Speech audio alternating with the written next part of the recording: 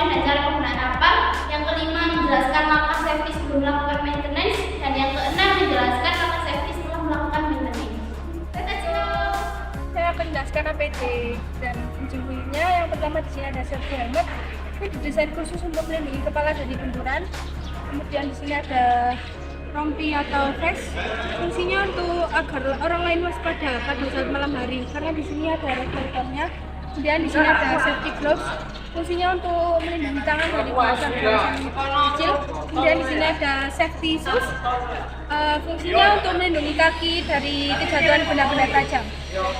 Yang pertama di sini saya akan jelaskan CSA. CSA itu apa sih? Nah, CSA ini proses untuk mengidentifikasi dan mengevaluasi risiko potensial dalam suatu pekerjaan atau tugas tertentu. Fungsinya atau tujuannya itu untuk mencegah kecelakaan kerja yang terjadi pada saat kita melakukan pekerjaan. Isi dari job analysis ini ada di contoh ini.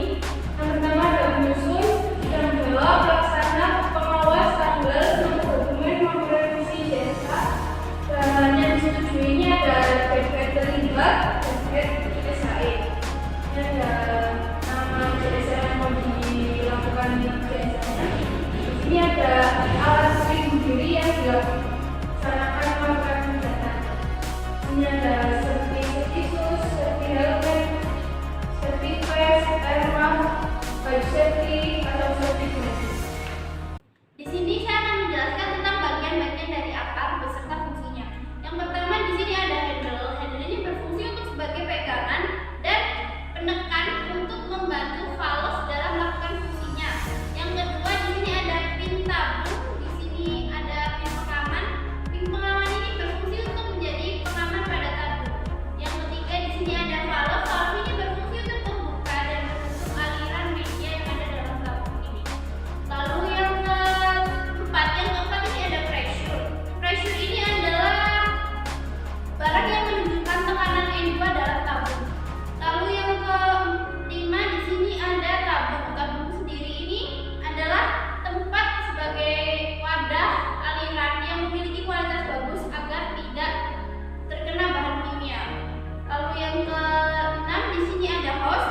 Hose ini berfungsi untuk menjadi penghantar media saat menyemprotkan bahan di dalam tabung ini.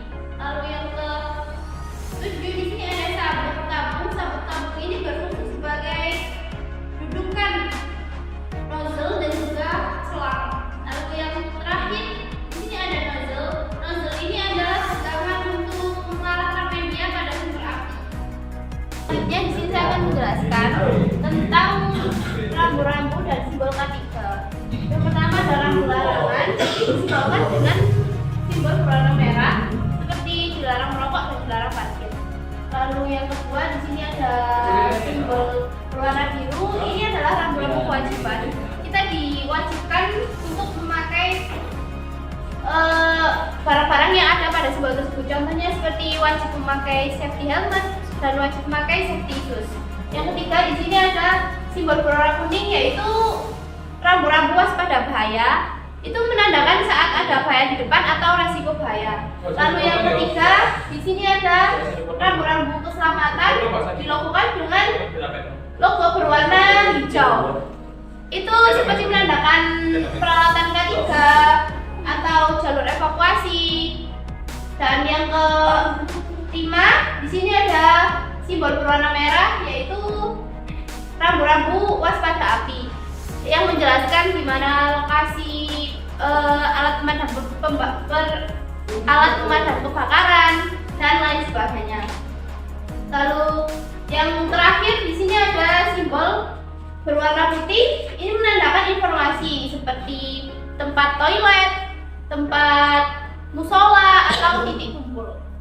Selanjutnya di sini ada tag loto. Ini ada contohnya juga danger tag. Ini berfungsi sebagai prosedur keselamatan untuk memastikan bahwa peralatan berbahaya dimatikan dengan benar dan tidak dapat dihidupkan kembali sebelum pekerjaan pemeliharaan atau perbaikan selesai. Biasanya dicantumkan pada unit alat berat pada saat mekanik sedang melakukan perbaikan atau maintenance. Selamat pagi, luar biasa. Apa kabar hari ini? Kami bisa luar biasa. Kami The First Professional Polytechnic. Selanjutnya di sini saya akan menjelaskan tentang JSA. JSA yaitu adalah untuk menaiki unit ekskavator. Langkah pertama, kita akan berpegangan pada handle, lalu kaki kita ke sini, kita naik.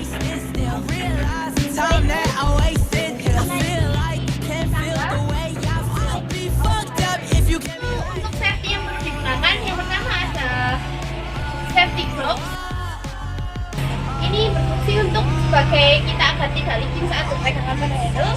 Lalu yang kedua ada safety helmet agar tidak terbentur. Lalu yang ketiga ada safety shoes agar saat naik kita tidak terpeleset karena licin. Ada beberapa resiko yang dapat kita sampaikan. Yang pertama, resiko terpeleset. Yang kedua, resiko terjatuh. Yang ketiga, ada resiko terbentur.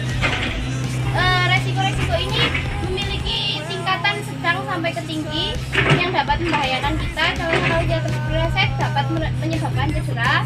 Lalu saat kita terbentur, perlunya kita menggunakan safety helmet agar tidak terjadi cedera pada kepala.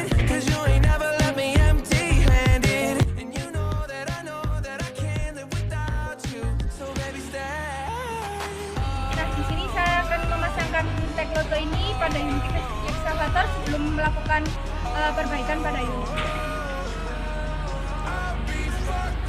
Kita kaitkan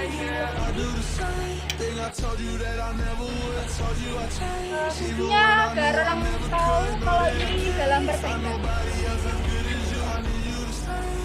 Baik, di sini saya akan menjelaskan Safety lock. kalau posisinya tuasnya ke bawah sini, berarti ini posisinya dia mengerem atau berhenti. Posisi ini benar ketika unit ekskavator ini berhenti. Baik, pertama-tama kita akan periksa lingkungan saat pemarkiran unit terlebih dahulu apakah sudah aman. Untuk lingkungannya, karena sudah tidak ada orang, ini bisa dibilang termasuk aman karena tidak akan menimbulkan resiko yang sangat besar. Lalu untuk kemiringannya sudah pas karena ini antara trek dan badan unit sudah lurus. Sekian dari kami. Terima kasih.